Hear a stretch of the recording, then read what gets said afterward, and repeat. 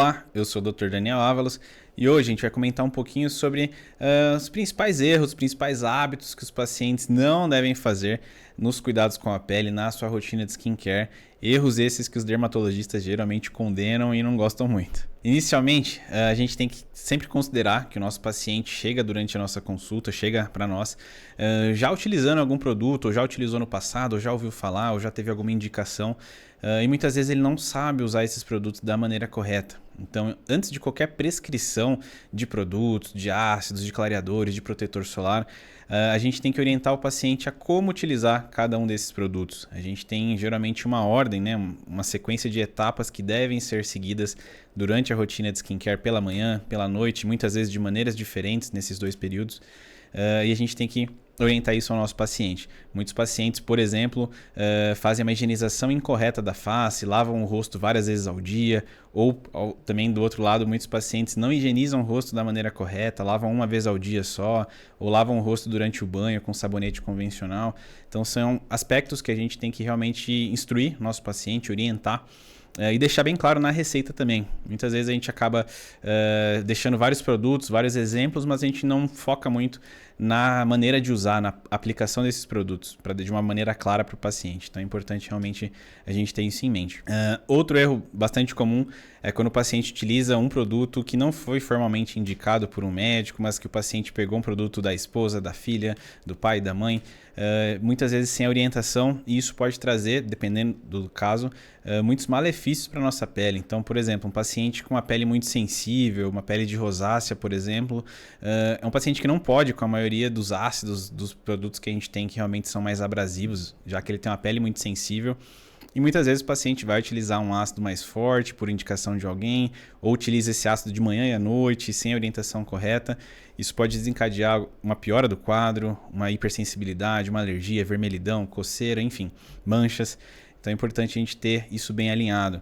Às vezes um paciente utilizando um protetor solar que não é indicado para o caso dele de acne, por exemplo, pode induzir mais espinhas, piorar esse quadro de acne. Então são pequenas coisinhas que a gente sempre tem que orientar nosso paciente. Outro aspecto importante é o paciente acreditar e achar que somente uma aplicação do protetor solar pela manhã, no começo do dia, já é suficiente para garantir essa proteção durante o dia todo. Isso não é verdade. Muitas vezes os pacientes só fazem uma aplicação e acham que realmente estão protegidos de manchas, de cânceres, de lesões de pele. Porém, a gente sempre tem que reforçar essa reaplicação durante o dia. Então, mesmo o paciente que fica em local fechado, com luz branca, luz de tela, luz de computador, deve usar o protetor solar todos os dias e reaplicá-lo com o passar das horas. Vai variar muito de cada paciente, da logística, do quão prático é fácil é fazer isso durante o trabalho. Alguns pacientes realmente, dependendo da ocupação, não vão conseguir levar um protetor ou aplicar um protetor. Mas os pacientes onde a gente consiga realmente ter essa flexibilidade, é muito importante que a gente oriente essa reaplicação. Pacientes, eventualmente, que vão à praia, à piscina, vão ficar expostos a uma radiação por mais tempo, uma radiação mais alta, devem reaplicar o protetor de hora em hora, cada 2 horas, para que assim a gente consiga assegurar aquele fator de proteção, aquele número que vem ali na embalagem por mais tempo durante o dia inteiro. Outro erro bastante comum é o paciente achar que os seus hábitos de vida, seu estilo de vida, de alimentação, seus vícios, não interferem na saúde da sua pele. Existe essa relação direta, sim. Então, muitos pacientes, por exemplo, a gente vê um paciente de acne com um quadro de espinhas que tem uma alimentação super desregrada, come muita besteira, muitos derivados de leite. É um paciente que vai ter uma piora do quadro de acne, independente da rotina de skincare que ele esteja tendo.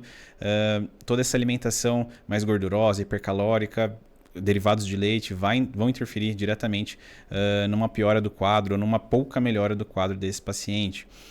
Pacientes que sofrem com algum tipo de melasma, de manchas, pacientes que têm uma rotina muito inflamatória, bebida alcoólica, cigarro, são pacientes que também vão ter uma piora, um prejuízo no seu tratamento. Então, realmente a gente tem que mostrar para o paciente a importância do estilo de vida, não só para o cardiologista, para o endocrinologista, mas também para o dermatologista. Outro ponto importante é a gente sempre procurar evitar fazer ou seguir algum tipo de receita caseira que a gente viu na internet, que a gente viu em algum vídeo, sem a devida orientação médica. Então, muitos pacientes no passado, nos anos 90, 2000, faziam várias receitas caseiras para bronzeamento, por exemplo, para desinflamar uma pele que está com alguma dermatite, alguma alergia, tratamentos para as espinhas, para manchas, e muitas vezes isso pode gerar um prejuízo enorme para a nossa pele. Tem pacientes que aplicam limão diretamente na pele, canela, bicarbonato de sódio, enfim, vários produtos que podem ser muito abrasivos para a nossa pele e não trazer benefício, e pelo contrário, piorar o quadro de base. Então é importante realmente a gente ter esse cuidado, mostrar para o nosso paciente que isso pode ter algum malefício, pode prejudicar a sua pele. Claro que existem muitos produtos naturais, caseiros, que funcionam, que são excelentes, mas sempre é realmente importante procurar o seu médico antes de procurar uma orientação sobre o uso. E eu quero saber de vocês, vocês têm utilizado, têm cometido algum desses erros que a gente comentou aqui? Cometem algum outro erro que o médico já orientou a vocês? Deixe aqui nos comentários para a gente conversar um pouquinho mais. E não esqueça de deixar o seu like, se inscrever no canal, ativar o sininho para as notificações e a gente se vê no próximo vídeo.